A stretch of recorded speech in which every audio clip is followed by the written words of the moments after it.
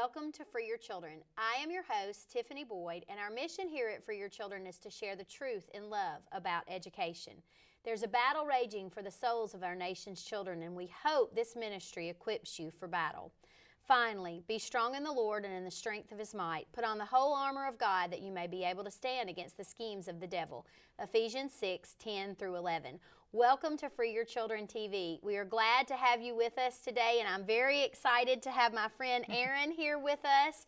Erin and I have known each other for a while now, and we connected over all things education. We recently did a conference here in Nashville, Tennessee, the Cognitive Liberty Conference, and it was great.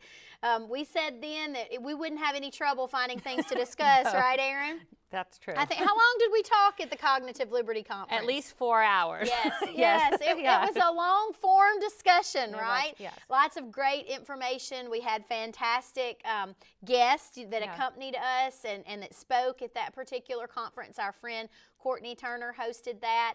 If you haven't had an opportunity to check out the Cognitive Liberty Conference, you can find Courtney Turner and her information and maybe access that, hopefully, if that's still available. But Erin and I have a lot in common. And I wanted her to come on the Free Your Children radio show, TV show. We have a Free Your Children radio show as well, to discuss what she's doing here in Nashville, Tennessee. But before we get into that, Erin, let's talk about your background in education. So I actually started out as what's called an inclusion specialist, helping kids on the spectrum or with attentional issues or learning difficulties or that are twice exceptional be part of mainstream classrooms in California. And the really amazing thing about this is that it allowed me to be in a lot of really great schools. So I had an experience in probably over 30 of the best schools in California, preschools and elementary schools, really watching what was going on, being a part of the schools, helping to create programs. And then when the pandemic happened and the kids, especially that I was with, had to go on Zoom, for them it was a total failure, right? Because we know that it was hard even on Adults, adults, typically learning children. And so for kids who had any kind of, different ways of operating, because I like to call them different operating systems, is the way that I like to think about it. They couldn't do that. And so it started out really like we were transforming people's garages and backyards into classrooms. And the really cool thing about this is we just went into, we had to do it kind of overnight when everything was shut down. So we were going into secondhand stores. But we created these really beautiful classrooms, and it ended up being close to 50 different children in 4 different locations with 9 teachers who were all out of work too. And so I kind of got to hand select the teachers that I chose because everybody really didn't want to be working on Zoom. They wanted to be, with children. And so I got to take like the best of what I had seen in the schools and create my own program, basically. And I knew from my experiences that learning needed to be meaningful, it needed to be project-based, it needed to be super hands-on, and it needed to be joyful. Much of which is missing today from traditional education. Even now that the pandemic, we're not experiencing that anymore. Schools are open, and so kids are back. Children that are attending traditional classrooms are back, in their schools. But I think that what you saw is what a lot of us who have been out of the traditional public school setting have been saying for quite some time, even before, COVID, is that education has kind of lost the ability to be exciting, to be interesting, to get the kids engaged and to provide meaningful experiences, because I think that so many of the teachers in the classrooms feel like that they have been reduced to just teaching to a test. And just covering the material so that the kids can score well on the test. And so they're really just standing in front of the class and then just spilling all of this information that the kids are expected to retain and memorize so that they can then take the test and perform well, and then they forget it.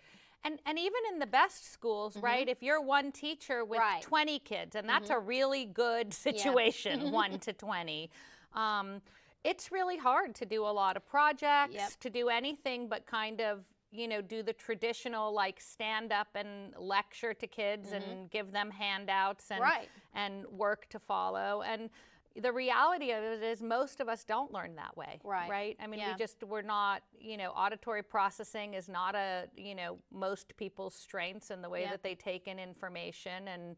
And so what I was finding is that there were a lot of kids that did well despite the system and not because of it, right? And so that they were there for the social aspect of school, but that when it came to actual learning, not a lot was going on. You know? I tell parents all the time, when I was in school as a student, I was really good at memorizing. So I could memorize things and then perform well on the test, but then after I took the test, I can't say I was really retaining, you know, much of that. It was just a temporary solution, you know, to be able to score well. And you're right, I think that the learning and the retention comes from enjoying and actually getting actively involved in the information that's being presented to you. And I know that you're doing some really exciting, fun things where you are, and we're going to get into that in a little while, but why do you think that parents were so eager to make this change? What do you think that they were seeing, and why do you think that this model of education is becoming so popular? I think that, you know, through parents having to get more involved in their kids' education because it was on Zoom, because they were having to participate, because they were actually seeing what kids were being taught, that there was some realization that not a lot of it was meaningful, that a lot of it was actually quite boring. And I think that they also started, you know, parents, I don't think we're super aware of what's going on in the schools, quite honestly. I think parents have accepted, like, school's not supposed to be fun, and your kid is supposed to say they hate school, and that's just part of it, and that's, you know, really not true. No, it's not true. And you know, I get so frustrated when I hear parents that want to be involved say to me, well, we would love to be able to go into the classroom, but we're not allowed. That's right. You know, we're not wanted there, and in some instances, they're flat out told they can't come in. You know, they can't come in and volunteer, they can't come in and participate, and that's, you know, for parents, I want to say that's not okay. No, if you're not welcome there, you know, there's a problem. You should be able to come in at any, you know, point in time. I mean, obviously schools have to have security measures in place, and you have to abide by those security measures, but I think ultimately, you know, if you have a parent that wants to come in and wants to be involved, that should be encouraged. You know, absolutely. In the educational system, you will hear parents and other school employees complain, well, parents don't care. But then if they're wanting to come in and you're telling them no, that's the irony of that is not lost. You know, either you want them there or you don't. And I think that parents don't understand. A lot of them don't even know this. I have had multiple conversations just recently about this, and parents, you know, don't realize that legally when you send your children to public schools, as soon as they step on the bus or they step on school grounds, in loco parentis comes into play, and that's a legal term, and it means in the absence of the parents. And so you are giving them the legal authority to make decisions for your children in your absence. So I think that they don't really realize how much autonomy they're giving up, you know, when they're sending their children to school. And the more parents can be informed and educated on what their rights are legally, and two, just on the different ways that learning can happen. It doesn't have to be Monday through Friday from 7:30 or 7:45, whatever the typical school hour is now, until 3 or 3:30 in the afternoon. And it doesn't have to be sitting in a desk for 7 hours, 6 hours, 8 hours, you know, reading from now a digital device, because everything is being digitized. Very few schools are even using, you know, paper books. You know, it's all digital curriculum. And I think that's also hard for a lot of children. I know it is for me. If I'm reading a book, I don't want a device. I want an actual book that I can highlight and hold. And they've done scientific studies on that, about how that's actually changing the brain. Absolutely. And the way that, you know, children retain information and how they learn. And it's not positive. You know, none of those things are helping to make children smarter or more educated. It's actually hurting them, especially the younger that they are, and they're spending all this time attached to a digital device. So in the mode of education you're using, they're not sitting around with Chromebooks, are they? We like to believe, you have to, that information enters through the brain and then has to travel through all of the senses to become like embedded and meaningful to the child. And so what does that mean? It means you can't just be sitting. Yes. It means you got to be moving, you got to be doing, you've got to be experiencing. Yes. You've got to be lit up about it. And if you think about like anyone who's really spent time with a child, it, to me, like the, you know, this seed for the way that I believe children should be educated came because I spend time with children, and their sense of wonder, their curiosity, their sense of wonder, their thirst for knowledge is so a part of who they are. And I always question, like, how does school, the place where they're supposed to go, to fill that, actually, you know, stop it or impede it from happening, and, you know, children, you know, stop enjoying learning the way that they should, or that they came into the world, and they're punished. Wanting, and they're punished. They are, and they're told to sit still. That's what I was going to say. Raise your hand. You know, I mean, and even children, you know, wait till I'm done. Raise your hand and wait till I'm done talking, right? Well, how many people can hold on to their question that long? Right? And so it's like over and over again, there's these ways that we're telling children, your ideas aren't important, you know, and you keep hearing that and you keep hearing that, and and school's not engaging for you, right? And you know, one of the best things I was ever taught is the engaged mind doesn't misbehave, right? So if your mind is not engaged, what's going to happen? Yeah, and oftentimes I think a lot of the things that they're quantifying as misbehaving is really just appropriate developmental stages that children are in, but they get punished for doing what children are supposed to do at those stages. And as a former public school teacher myself, in the last 3 years that I was in the public school room, I taught kindergarten. And what I was seeing is that the things that we were asking the children to do were not developmentally appropriate in the first place. We were expecting them to do things that developmentally they were not ready to do yet. And we also know, you and I, and many of our audience members may know this too, that all children are not the same. They're not cookie cutters. So, you know, different children read at a different time. You know, they develop their handwriting skills at a different time. And that doesn't mean that there's something wrong with them. It just means that developmentally they're not there yet. But they are put in boxes oftentimes in the public school system as defective, or because they're not reading at a certain age, something's wrong with them. And because this little 5-year-old boy doesn't want to sit still for 6 hours, you know, during the day, they must have attention deficit disorder, or attention deficit disorder with hyperactivity. And then the push becomes getting them evaluated and getting them diagnosed, and then comes getting them on medication. And then what parents need to understand is that the school is incentivized to do that, because the more children that they can diagnose and the more children that they can label, the more money the school system then pulls in. And oftentimes these children, there isn't anything wrong with them. They're just doing what children at that age do.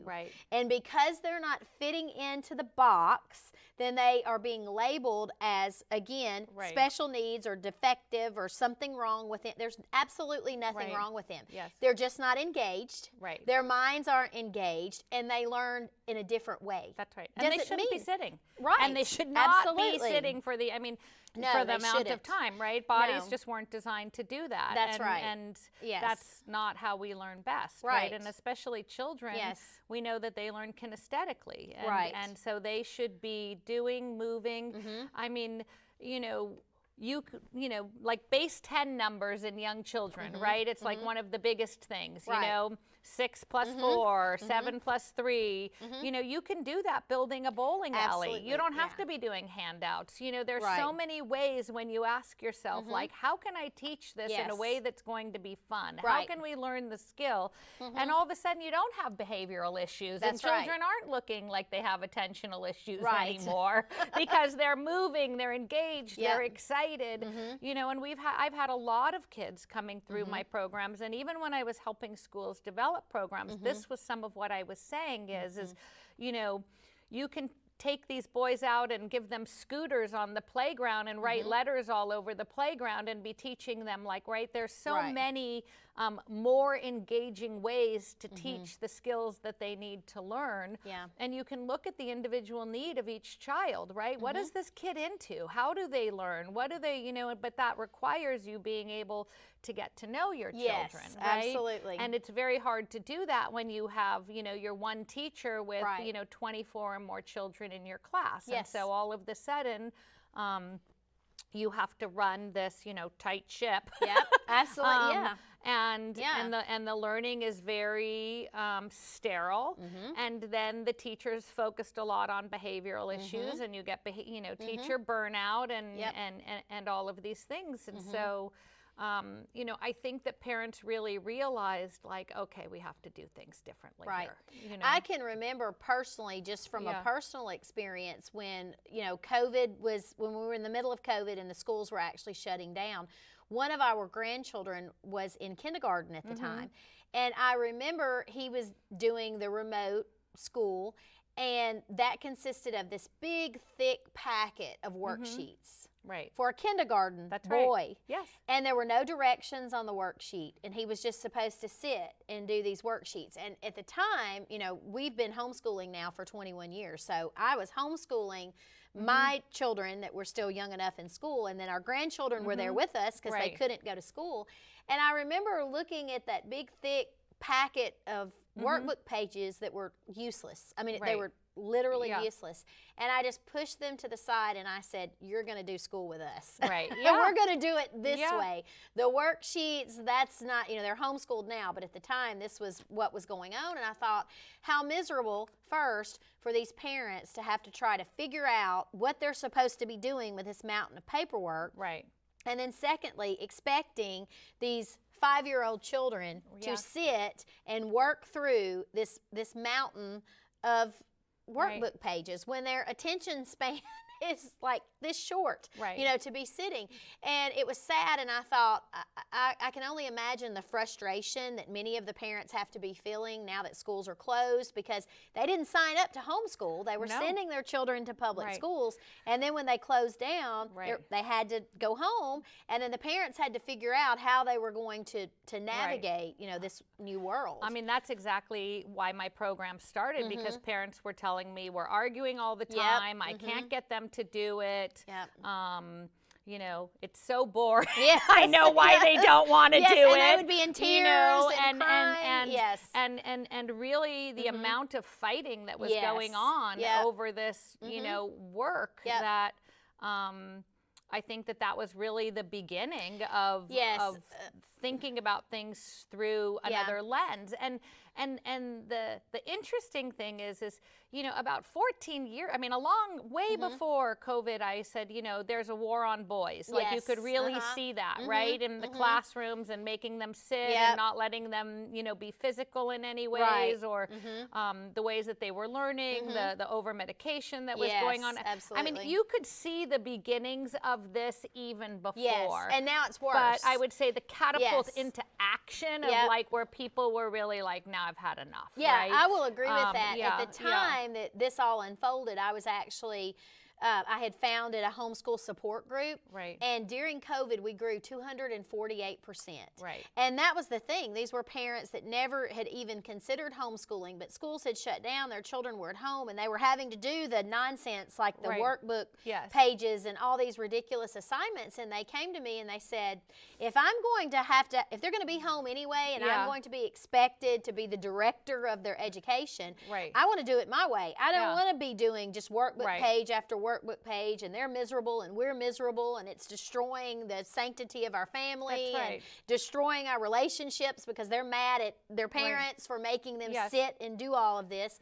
And so I said, you can do it. You know, I tell parents all of the time, if you help your children with homework after school, you're already homeschooling, but you're just teaching what they're telling you that you're having to teach instead of having the autonomy to do it your way.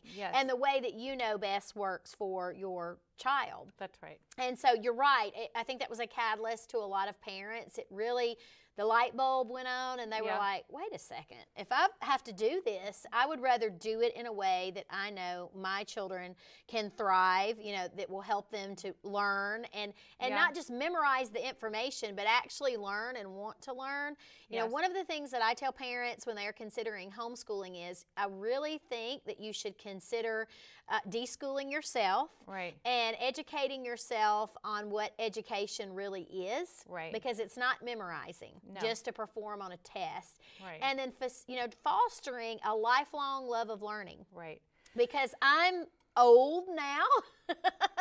And I tell my children all the time, we're constantly learning. I mean, who would have ever thought that we would be here doing a TV show? I certainly never thought that I would be here doing this. And of course, we had to learn how to do all of these things. And we're still learning, and we are definitely not perfect at it. And I'm learning things, you know, with the radio show. I never thought I would be on the radio.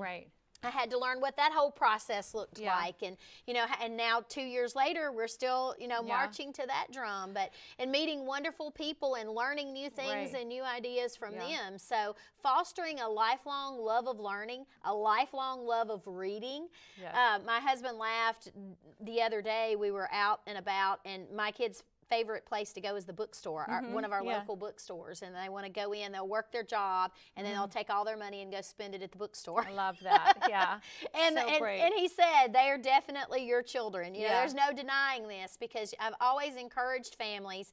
One thing that you can do with homeschooling and this type of learning, it's almost like a restitution of the family unit, because you can learn to like your kids again and build relationships with them and spend time with them and get to know them. And I'm a firm believer in family read-alouds, no matter how old your kids are. We've done it, you know, even when they were still at home and into adulthood, we would choose a book and read it aloud, you know, as a family, and talk about it and discuss it. And one of my dear friends recommended the book, The Book Thief, to me, and then I told my daughter about it, and she asked for the book last Christmas and bought it, and it's become one of her favorite books. And I haven't read it, and I knew it was sad because my friend had said that it was sad, and I'm like, I don't know if I can read it. So my daughter read it, and she loved it, and she said, you are going to read this book because I need to talk to you about it.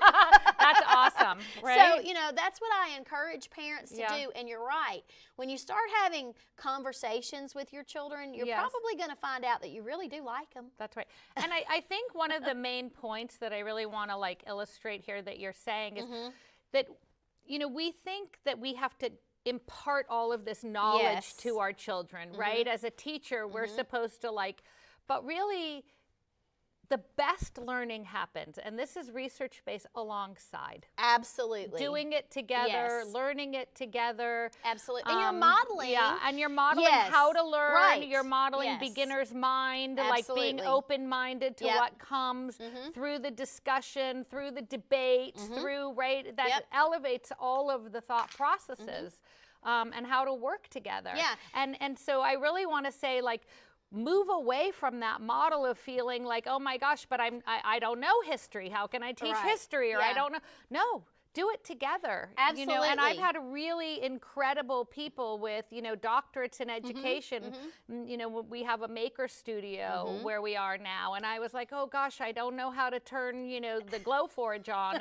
And they were like, that's fantastic. And I was like, what do you mean that's fantastic? And they were like, YouTube it with your kids and teach them how to teach themselves. Do it together. And it was the most incredible experience, right? And but it was also so freeing for me as an educator to think I don't have to know everything. You know, that's so funny because oftentimes throughout, you know, the years that we've homeschooled our children, I would say, okay, this month we're going to be studying this, and my kids would say, Mom, are we doing this because we're supposed to know this or because you want to know about it? Right.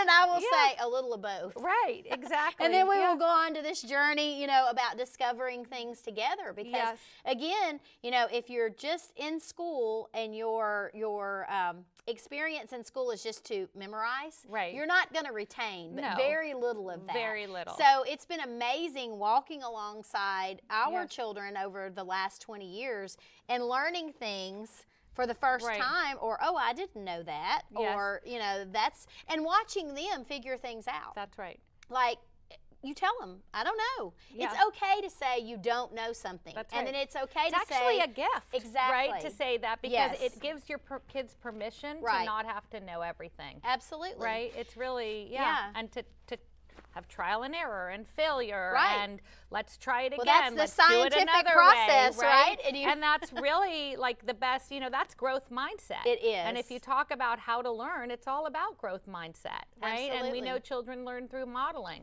So as you can tell, audience, we're excited about this because we've walked this journey and experienced it, and it's so rewarding, isn't it, Erin? I mean, honestly, to see the joy in the children, you know, at my schoolhouse or in the programs we created, and, you know, how excited they were to be in school because, you know, we really, you know, I say, you know, provide a mirror for who they are and a window for where they can go, right?